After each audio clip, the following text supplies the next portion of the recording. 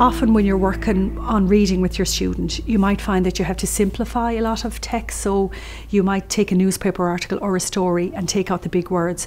But really, I think as the student gets more confident, it's very important to use authentic texts. And by authentic texts, I mean real newspaper articles, real menus, real ESB bills, real letters from the hospital that they'll actually get.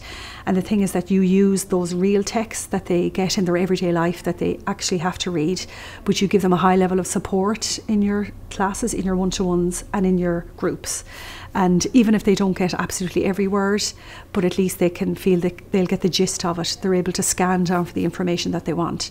So if it's a letter from the hospital, that they're able to find out the time and date of their appointment. Reading aloud practices, I think, remind us to keep challenging our definitions of reading and thinking about particular skills that our learners might want to develop.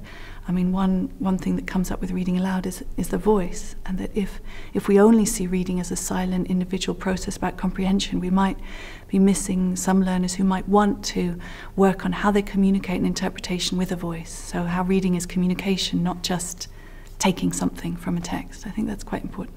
We apply phonics as a method for teaching students how to spell, you know, by breaking up words, sounding them out, but also it's something that you can apply to reading. So if a student is reading something that's tricky and they come across a long word, how can you break it up to decode it, you know, for reading? I mean, it's supposed to remember that there is something about a story. I mean, maybe you guys, you know that here in Ireland more than most places, but there's something really powerful about a story, and that we like to talk about what we've read.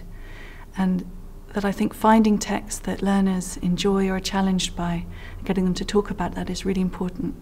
And so in that way, not to shy away from thinking that certain types of texts that we might consider literary are only for certain types of people, you know, and actually I think that's a big mistake, because all types of texts in different forms can work with all different groups, and that the kind of really powerful texts that have very important human adult messages, you know, they might be about difficult topics, about war and love and hate and things.